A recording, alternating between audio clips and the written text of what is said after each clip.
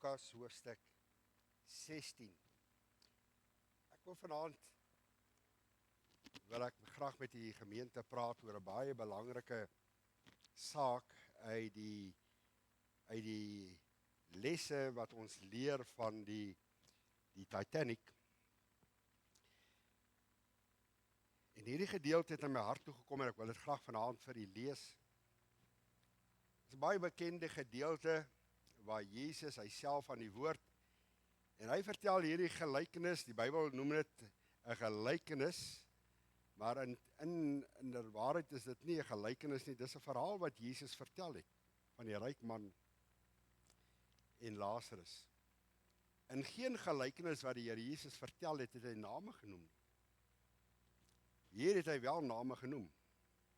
Hy het nie die ryk man se naam genoem nie, maar hy het Lazarus se naam genoem. En Lazarus was 'n persoon wat wel gelewe het. Miskien uit respek omdat die ryk man teenwoordig was, ek weet nie. Die Bybel gee nie vir ons die agtergrond, maar hy vertel vir ons 'n ware verhaal van twee manne. En ek wil meer konsentreer op die ene toe hy gesterf het. Ek wil dit vanaand noem die kenmerke van 'n voorbidder. Dit gaan nie my boodskap wees, ek wil net vir jou 3 kenmerke noem.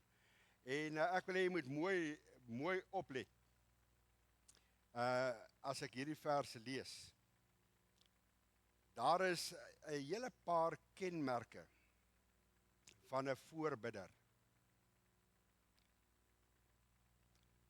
Kom ek lees net vir u vers 27 terwille van tyd. En dan gaan al 4 hierdie noem, jy kan dit in die stilte tyd verder gaan bestudeer. Lukas 16 vers 27. Hy is nou in gesprek met Abraham en van vers 25 af sê Abraham vir hom, kind, onthou, jy moet een ding onthou, wat as jy eendag verlore gaan jou gewete 'n geweldige rol speel. Jy sal kan onthou. Abraham sê vir hierdie ryk man, onthou. Wat moet hy onthou? Daar's 'n paar dinge. En toe sê in vers 26, want hy sê nou vir Abraham, is dit moontlik dat jy net Lazarus kan stuur na my 5 broers? Hy sê om net hulle te waarsku. Stuur hom eers na my toe, laat hy net eers die punt van sy vinger in water kan druk en my tong verkoel. Hy sê, want ek ly smarte in hierdie vlamme. En toe het Abraham nou vir hom gesê, daar's 'n kloof tussen ons en julle, sodat die wat hier is, nie kan oorgaan na julle nie, en julle wat daar is nie, kan oorgaan na ons toe nie. En hoor nou hierdie vers 27. Hy sê, hoor die erns by hierdie man. Hy het 'n gebedslewe, 'n voorbidder. Ek leer dit by hierdie ryk man van Lukas 16. Toe hy verlore gaan, toe begin hy bid. Hy het miskien in sy hele lewe nog nooit gebid nie, maar toe hy sy oë in die hel oopmaak, toe bid hy. Hoor hoe bid hy? Hy sê, ek bid u dan, Vader, om hom na my vader se huis te stuur, want ek het 5 broers. Hier is 'n tweede kenmerk. Let op sy gebedslewe, let op sy visie, 5 broers. Hoekom moet hy iemand stuur na sy 5 broers? Hoor hierdie woorde, om hulle dringend te waarsku. Die derde kenmerk van 'n van 'n voorbidder, sy las, om hulle dringend te waarsku, sodat hulle ook nie in hierdie plek van pyniging kom nie. So 'n voorbidder is iemand wat bid. Dis iemand wat met erns bid. Dis iemand wat 'n las het. En dis iemand wat 'n visie het. Liewe kind van die Here, kyk gou vir my in die oë. Ek wil dit vanaand vir u vra. Het u hierdie 4 kenmerke, is dit deel van u lewe? Daar waar u sit, het u 'n gebedslewe, bid u? Ek vra nie of u bid vir die kos nie. Ek vra nie of u bid met u inkopieslys nie. Here gee dit nie. Ek vra vir u, het u hierdie persoon, hierdie ryk man van Lukas 16, het u sy gebedslewe? Ek bid u dan, Vader, om hom na my huis te stuur, dringend aan my 5 broers. hulle dringend te waarsku. Hoekom? Sodat hulle nie ook in hierdie plek van pyniging kom nie. Sy gebedslewe, sy erns, sy las en sy visie. Dis 4 kenmerke wat elke kind van die Here vanaand moet hê. As jy vanaand sê jy is 'n kind van die Here en jy het een van die 4, is daar fout. Dis 4 kenmerke wat Jesus vir ons laat opteken het wanneer dit kom by mense, by hulle wat verlore gaan. Ek wil graag vanaand, en soos ek vanoggend vir u gesê het,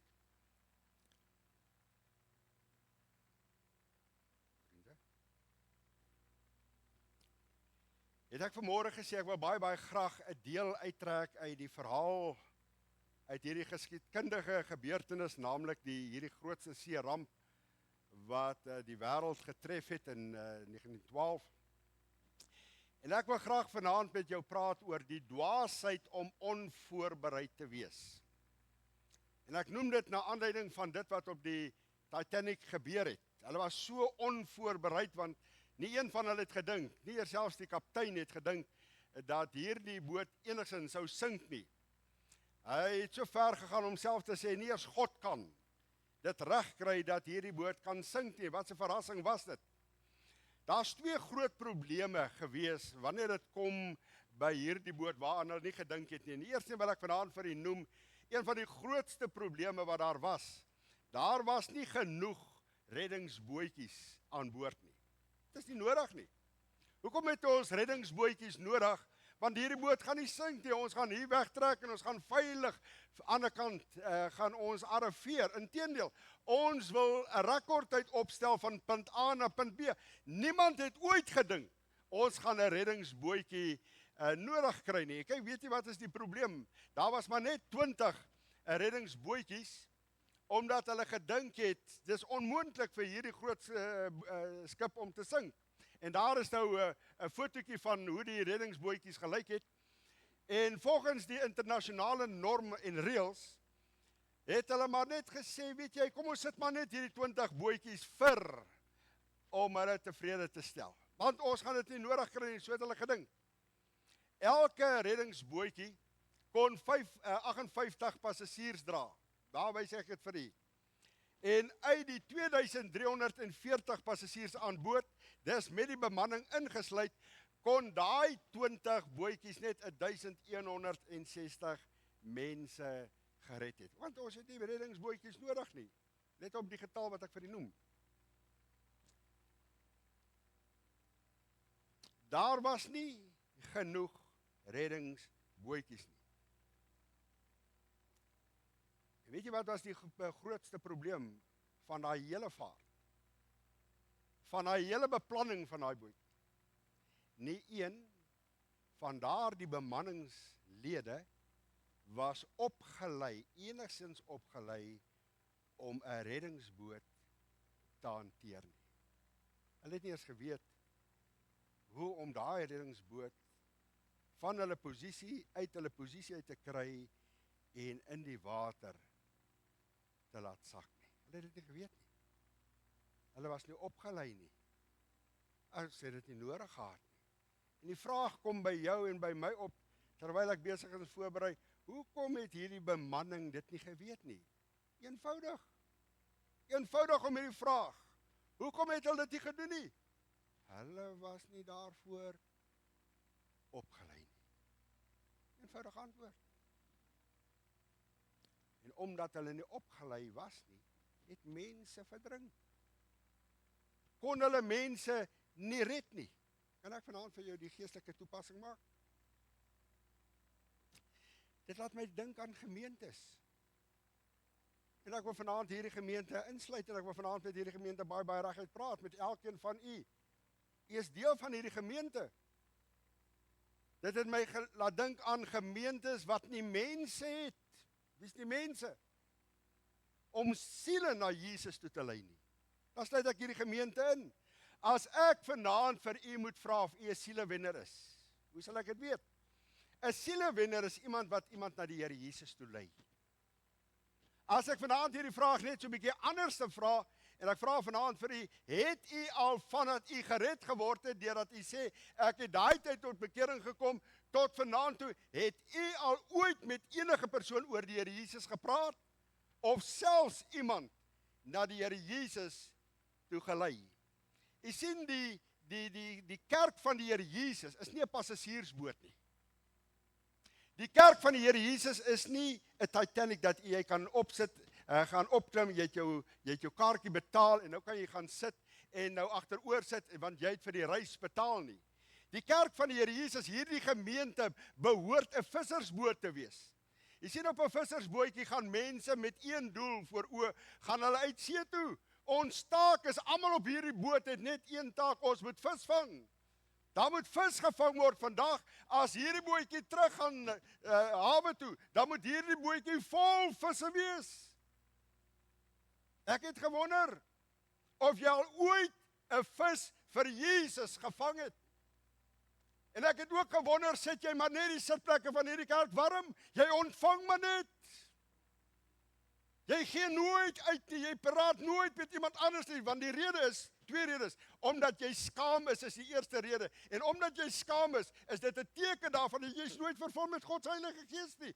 Want die Heilige Gees stel my in staat, maar julle sal krag ontvang wanneer die Heilige Gees oor jou kom. Moenie vanaand vir my sê jy is vervul met die Heilige Gees en jy het nog nooit met 'n siel oor Jesus gepraat nie. Ek sal dit nooit glo nie, want dit is nie skriftuurlik nie. Dit is nie Bybels nie. Jy word juis vervul met die Heilige Gees, sodat die Heilige Gees jou in staat kan stel, sodat jy iemand na Jesus toe kan lei. Ek wonder of hierdie gemeente 'n vissersboot is. Ek wonder of hierdie gemeente sielewenners het. As mense moet uitkniel by hierdie altaar, sal jy in staat kan wees om hulle na Jesus toe te lei. Hoor gemooi, hierdie bemanning, die reddingsbootjies was daar. Die evangelie van Jesus word Sondag na Sondag hier verkondig. Die reddingsbootjies is hier by die gemeente. Die probleem is, kan ons dit laat sak? Weet ons hoe om 'n reddingsbootjie vir iemand te laat sak? Weet ons hoe? Om daai siel na die Here Jesus toe te lei. As ek vanaand verwys na mense, dan verwys ek na kinders van die Here. Is jy 'n kind van die Here? Dan is dit jou taak. Jy moet opgelei wees om die reddingsbootjie te laat sak. Hierdie mense het nie geweet. Hulle is deel van die bemanning, hulle het gekwalifiseer om deel van hierdie bemanning te wees op hierdie skip. Maar een ding wat hulle nie geweet het nie, hulle het nie geweet om hierdie bootjie te laat sak nie. Daar's kinders van die Here, ek hoor wat ek vanaand vir julle sê. Hulle weet nie vanaand nie. Weet jy hoekom? Omdat jy jou nog nooit ingegrawe het in die woord van God, en ek wil vanaand dit vir jou sê, omdat jy nooit opgelei is. Miskien wys jy vanaand die vinger aan my toe, ek sal dit vir 100% sal ek die verantwoordelikheid daarvoor vat, maar kom sê my, dan lei ek jou op hoe miskien na die Here toe te lei. Of kom saam met my, wanneer ek uitgaan, om met mense te gaan praat. Jy kan enigheid met my saamgaan, dan moet jy bereid wees om opgeleid te word, om te kan sê, Here, help my. Help my, vanaand as ons bid, help my. Ek wil die boot, die reddingsboot, vir ander laat sak. Ek wil dit vir my familie laat sak, Here. Ek wil hierdie reddingsboot vir my familie laat sak, vir my vriende laat sak. Of is jy skaam? Of is jy skaam? Dan het jy in hierdie Pinkstertyd nodig om die Here te soek om vervul te word met sy Heilige Gees. As jy vanaand kind van God is dit die hartsbegeerte van die hemele vanaand, dat jy vervul moet word, sodat jy 'n getuie, 'n ware getuie vir Jesus kan wees. Ja, mense sit in gemeentes. Hulle sit op hierdie passasiersbote. Jy sal moet afklim van 'n passasiersboot af as jy daarop sit. As jy Sondag na Sondag kom om net te ontvang, sal jy vanaand in hierdie Pinkstertyd moet afkom en sê, Here, ek ruil my posisie van 'n passasiersboot na 'n vissersboot. Ek wil vir u 'n siel in hierdie week na Jesus toe lei. Wil jy? Sy graag wil. Sê dit vanaand. Here, kom leer my hoe om 'n siel na u toe te lei. Dit is so eenvoudig. Weet jy, hoekom is dit so eenvoudig? Vertel net wat met jou gebeur het. Niemand kan stry as jy jou getuienis met iemand deel en sê, weet jy wat? Die Here het my sondes vergewe. O, ek het voor hom gekniel.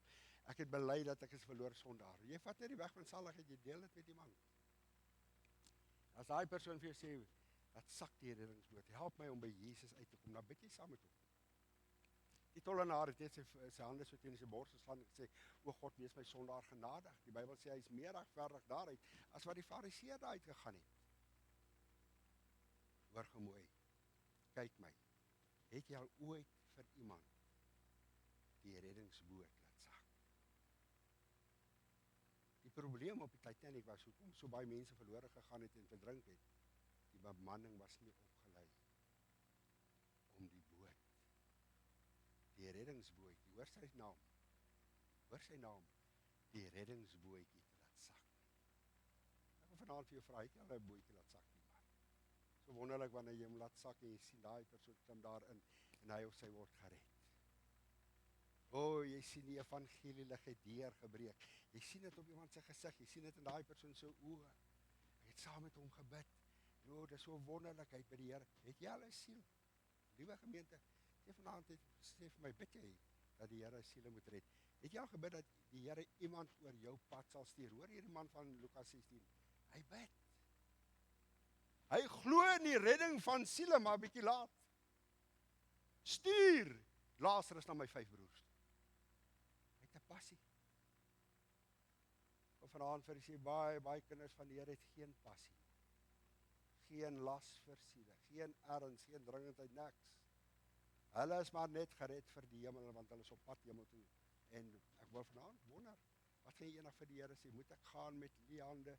Moet ek so my Heer ontmoet? Nie een siel gelei na Jesus, niks te offer aan sy voet. Gaan jy met leehande voor die Here Jesus verskyn? Maar daar was 'n tweede probleem, behalwe die reddingsbootjies, hulle kon nie die reddingsbootjies, hulle het nie geweet nie, want hulle was nie opgelei nie. Is daar 'n tweede probleem gewees. Daai reddingsbootjies, die wat laat sak het, en die wat wel die water geraak het. Toe die mense inklim, toe kom hulle agter, daar's geen water in daai bootjies nie. Toe kom hulle agter, daar's nie ook nie 'n kompas nie, watter rigting moet ons nou gaan? Hierdie bootjies was sonder seile. En dit was streng internasionale norme gewees. Ag, weet jy wat? Ons vat die kort pad. Wie sal weet? Wie sal weet? Ons gaan dit mos nie nodig kry nie. Hoekom moet ons water insit? Hoekom is 'n kompas nodig? Weet jy waaraan het dit my laat dink? Weet jy waaraan het dit my laat dink? Kyk daar. Laat my dink aan 'n godsdienst sonder die Here Jesus. Dis 'n bootjie. Dis nie water nie. Dis nie 'n kompas wat rigting gee nie. Dis niks. En baie mense is besig vandag met die evangelie sonder die Here Jesus. Daar's 'n sendingveld vir hierdie gemeente. Jy kan jou arme net so ver wegsteek. Ons wil Indië toe gaan en ons wil Marokko toe gaan en ons wil met 'n vliegtuig oor gaan al die koste soontoe. Hoor gemoed, praat net met jou buurman. Praat net met jou mede-kollega by die werk môre oor die Here Jesus. Dis 'n sendingveld. Hoor wat sê Jesus? Die grootste opdrag wat hy gegee het. Hy sê, gaan dan heen, maak disippels van alle nasies. En dan kom hy in Handeling 1 vers 8, hy sê, maar julle sal my getuies wees waar? In Jerusalem, in jou eie huis. Meneer, as jy nie in jou eie huis kan getuig oor die Here Jesus of praat oor die Here Jesus nie, is daar fout. In Jerusalem, by jou werk, in Judea, in Samaria, en aan die uiterstes. Weet jy wat wil ons doen? Dis makliker vir my, want niemand ken my lewe nie, om na die uiterstes van die aarde toe te vlieg, en daar vir iemand te gaan bid, of daar met, hoor gemooi, as dit nie uitwerk in my eie huis nie. Ek wil vir jou sê, daar's mense wat 'n reddingsbootjie het, sonder water, sonder 'n kompas, sonder seile. Kortweg gesê, sonder die Here Jesus. Hulle hou aan iets vas, Ken jy hierdie, ek glo godsdiens? Ek glo. Sê vir my, ken jy die Here Jesus? Ja, ek glo ook aan. Ek glo aan die Here.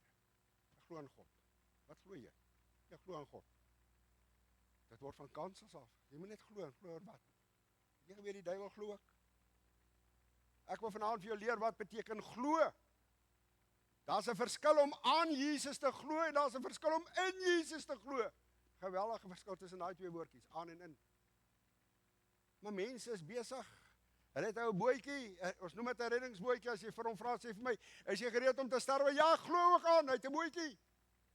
'n Bootjie sonder 'n kompas, sonder alles, sonder God, sonder Jesus.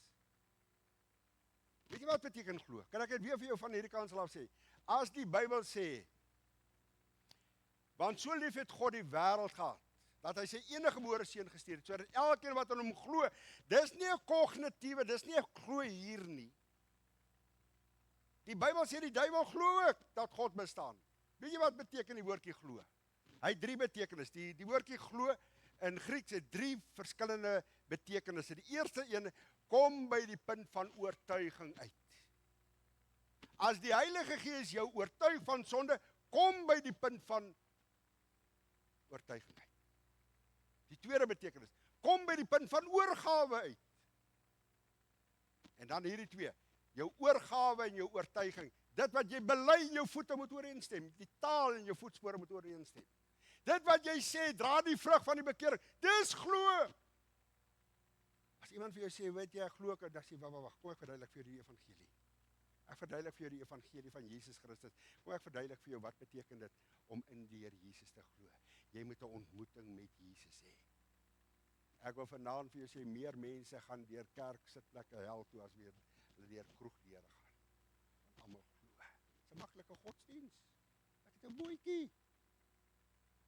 Ek en jy is daar wat die Heilige Gees wil gebruik om mense te wil laat dink. Sê vir my as jy vanaand moet sterwe. Weet jy wat? Ek wil vanaand vir ietsie sê.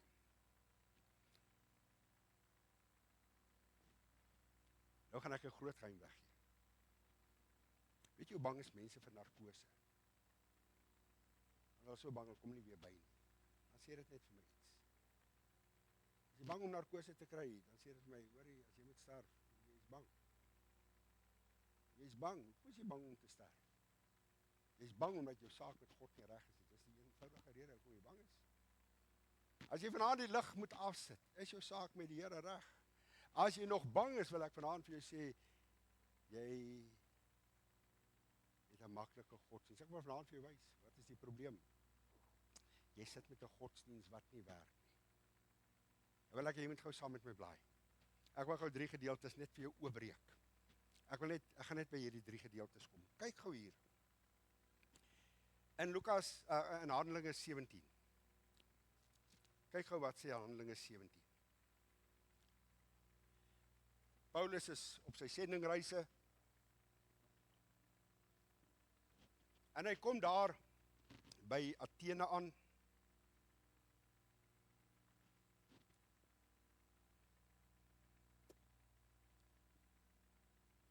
En hy kom daar by die Areopagus en hy staan daar so en hy loop so 'n bietjie rond in vers 22 sê hierdie woorde as hy daar.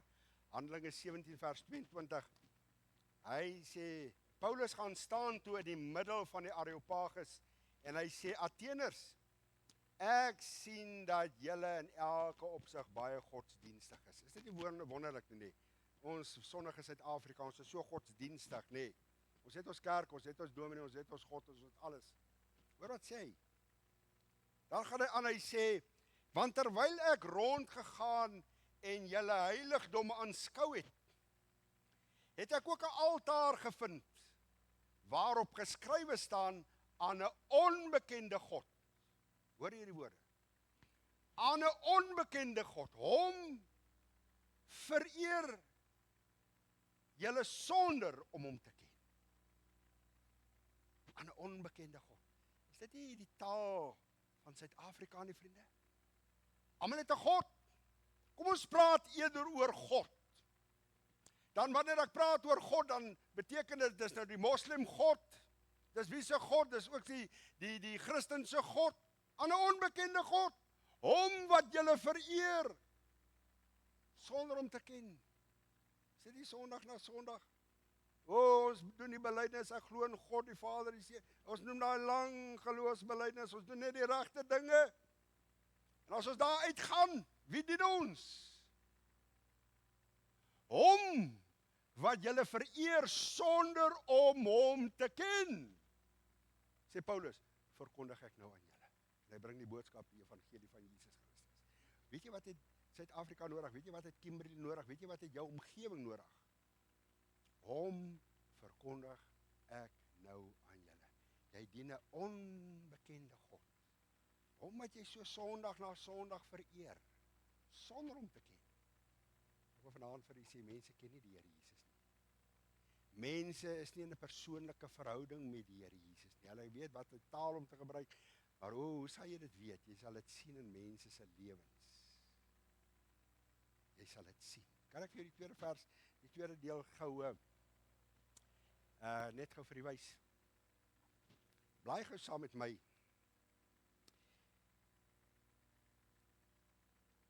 Na Handelinge 24. Net so by mekaar. Dis nog steeds Paulus. En toe kom hy daar en hy kom staan daar voor die gouverneur Felix. Kyk wat sê vers 25. Maar toe hy spreek, is hy daar, Handelinge 24 vers 25. Maar toe hy spreek oor die geregtigheid en selfbeheersing, dis nou Paulus. Hy praat met hierdie gouverneur. Wat is die geregtigheid? Toe hy praat met hom oor die dinge van die Here en selfbeheersing en die toekomstige oordeel dat Jesus op die wolke gaan kom en hoor wat sê Handelinge 17 vers 30 en 31, jy kan dit daar gaan lees. Hy sê God het die tye van die onkunde oorgesien en verkondig nou aan alle mense oral dat hulle moet bekeer omdat God 'n dag bepaal het waarop hy hierdie wêreld in die gerig gebring. Toe hy daaroor praat, hoor wat sê hierdie gouverneur. Hy sê gaan vir hierdie keer heen en as ek 'n geleentheid vind, sal ek jou laat roep. As jy hierdie verhaal lees, as jy die boek Handelinge lees, daar was geen geleentheid wat hy gevind het, dat hy weer vir Paulus geroep het en gesê het, hoor gou mooi. Jy sien toe die reddingsbootjie laat sak was, het hy nie van daai geleentheid gebruik gemaak nie. En bly gou net verder, ek wil gou net hierdie vir die lees, my tyd is verby. Ek wil graag dat ons saam bid, hoor gou mooi. En toe kom Paulus 'n bietjie verder. Ek wil gou net hierdie vir jou lees vers 27. Maar 2 jaar het verbygegaan. Handelinge 24 is nou weer terug by gouverneur Felix. 2 jaar het verbygegaan. 2 jaar het verbygegaan. Hoeveel jaar? Hoeveel geleenthede? 2 jaar. En toe kry Felix vir Festus as opvolger. En omdat Felix aan die Jode 'n guns wou bewys, het hy vir Paulus in die gevangenis laat toesluit. Kom ons maak die stem stil. Kyk gou wat sê hoofstuk 26. Toe kom Paulus by hierdie koning Agrippa. En hy praat met hom oor die dinge van die Here en hy sê vir hom, jong man, ek wil hê jy moet by die Here Jesus uitkom. Hoor gou mooi, het jy al so gevoel wanneer jy met mense praat of was dit al mense se reaksie gewees? Hy sê vers 28, hoofstuk 26 vers 28, hy sê en Agrippa sê vir Paulus, jy beweeg my byna. Jy beweeg my byna. Jy beweeg my byna om 'n Christen te word. So naby, maar so ver. Ek wil net gou dit vir jou wys en ek gaan hierby stop. Toe daar vir mense 'n lewensredder gordel aangebied was. Man, hier's vir jou 'n life jacket. Ken jy 'n life jacket in Engels? Toe daar vir mense 'n life jacket aangebied word. Toe was daar mense wat dit geweier het. Jy praat met 'n man, jy praat met 'n vrou, 'n jong meisie en 'n jong man oor die Here Jesus. Baie dankie. Ek stel nie nou belang nie. Dit gaan gebeur. Wanneer jy die life jacket so vir mense uithou, die reddingsplan van God, deur Jesus Christus, dan gaan mense dit weier. Weet jy wat was van die mense se taal gewees?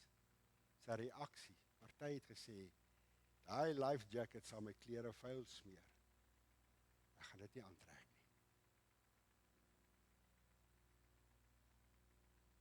En in nood, in 'n krisis. Die boot is besig om te sink. Die water is besig om die boot te oorstroom. Ek is so bang, ek maak my klere vuil. Weet jy wat? Dit is wat mense met die bloedevangelie van Jesus Christus doen en maak. As jy hierdie life jacket, hierdie reddingsplan van God vir mense aanbied, ek het my kerk, ek het my dominee, ek het my God, nee, nie vir my nie. En hulle weier dit. Wanneer mense die suiwer bloedevangelie hoor, baie het al daarna verwys as die slaggodsdienst. Weet jy wat is hulle reaksies? Weet jy wat doen hulle? Kan ek vir u wys? Hulle begin daaroor redeneer. Hulle begin in 'n argument. Betrokke raak met jou. Sê gou vir my. Hulle redeneer. Kan ek net vanaand vir hierdie sê nie? As jy nie in die bloed en deur die bloed van die Here Jesus gewas is nie. Ek vanaand vir jou sê, daar waar jy sit, en ek wil dit vir jou reguit sê, het jy nie 'n reddingsgordel aan nie. Die enigste manier hoe 'n mens gered kan word en veilig kan wees teen die oordeel van God wat aan die kom is deur die bloed van Jesus Christus. Eenvoudige beeld. Eksodus 12. Die volk moes 'n lammetjie slag en hulle moes aan die deur kon sien, moes hulle die bloed smeer. Hoor mooi wat sê hy in Eksodus 12, as ek die bloed sien. Nie as ek 'n mooi godsdienstige lewe sien nie. As ek die bloed sien, dan sal die doodsengel by daardie huis verbygaan. Hebreërs 9:22 sê hierdie woorde, en sonder bloedvergieting, vind daar geen vergifnis van sonde plaas. Dis hoekom Jesus aan die kruis moes sterwe. Toe die skip besig was om te sink, toe besef hulle, plaas, ek het maar 'n reddingsgordel wat vir my aangebied was, met albei hande gegryp. Plaas maar. Maar dit was te laat. Ek weet ek gaan vir nou die vertel wat te laat is. Laat ek dit volgende Sondag aan vir vertel. Wat gebeur het toe hulle te laat was? Wat was mense se reaksie toe dit te laat was? En dit gaan nog steeds weer plaasvind. As jy nie 'n reddingsbaadjie, 'n reddingsgordel, as jy nie die bloedmerk, jy weet nou waarna ek verwys vir hierdie reddingsgordel nie. As dit nie vanaand, as jy dit nie aan het nie, wil ek vanaand vir jou sê, daar gaan 'n oomblik wees wanneer dit te laat gaan wees. Almal het geglo ek moet 'n reddingsgordel aan hê vir hierdie koue water. Hulle het geglo toe hulle in die water was, maar dit was te laat. Ek bid dat die Heilige Gees die naprediker van sy woord sal wees. En ek bid dat in hierdie Pinkstertyd die Heilige Gees, regtig, ek het dit so behoefte in my hart, hierdie gemeente onder diepe oortuiging van sonde sal bring. As jy ongered is, dat jy waarlik in hierdie Pinkstertyd, selfs vanaand, by die Here Jesus sal uitkom. As jy op 'n vals fondament staan, as jy met een of ander godsdienst besig is, en hierdie godsdienst het jy nog nooit vrygemaak nie, wil ek vanaand vir jou sê, jy staan op 'n vals fondament,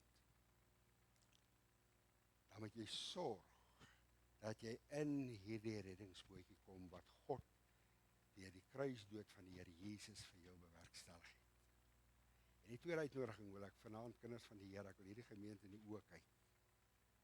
En ek wil vanaand vir u vra, wat gaan u doen, om die bootjie vir mense te laat sak? Wat gaan jy doen? Graad sit vir my op die koortjie wat ek vir jou gegee het. Hierdie is 'n koortjie wat jy op jou knieë bid. Dis 'n koortjie wat jy nie sommer sing nie, jy maak eers seker om voordat jy hierdie koortjie, maar miskien is dit, ek gaan hom op die skerm los as ons nou gaan saam bid. Ons gaan so 'n paar oomblikke saam bid en vanaand vir die Here sê, Here, ek het dit of ek het dit nie. Ek is nie opgelei, Here, ek sit jare al, ek dien nie al jare, maar Ek het nog nooit met iemand gepraat nie. Dan moet jy eerlik wees. Moenie gee die ding 'n naam. Sê Here, ek het nog nooit met iemand gepraat nie want ek is skaam. En omdat ek skaam is dit nou 'n teken ek is nie vervul met die Heilige Gees nie. So u moet nou 2 dinge vir my doen. U moet my kom vervul met die Heilige Gees en dan moet u vir my 'n las gee vir siele. En Here, ek wil opgelei word om 'n siel na Jesus toe te lei. Hoor hierdie koortjie. Lord, crucify. Give me a heart like thine. Teach me to love the dying soul of men. And keep my heart in closer touch with thee. And give me love, pure Calvary love, to bring the lost to thee. Miskien ontbreek God se liefde. Here, stort Golgotha's liefde in my hart uit. Geef my liefde vir mense. Gee dit. Ek sluit met hierdie vers af, Klaagliedere 1:12. Hy sê, raak dit julle nie. Liewe gemeente, raak dit ons, dat mense by ons verbygaan. Raak dit julle nie. Hulle wat by jou verbygaan. Jy sien hulle is op pad hel toe. Jy sien hulle is verlore. Jy sien die manier hoe hulle lewe. Nee, ek is te bang. En nou kom ons in 'n argument. Nee, hoor gou mooi, gaan jy hom los? Of kan jy vanaand vir die Here sê, Here, ek gaan voor daai persoon staan. En ek wil hom, ek wil haar, wil ek keer van 'n swaalbrand hel waarheen hulle op pad is. Wat gaan jy doen? Ons het 'n paar minute, ek wil hê ons moet krinkies maak. Net krinkies. Vanaand reageer op die stem van die Here. Sê Here, ek het vanaand nodig om te reageer op wat U vir my gesê het. Sal jy dit nou doen? Ons maak sulke krinkies en bid ons saam.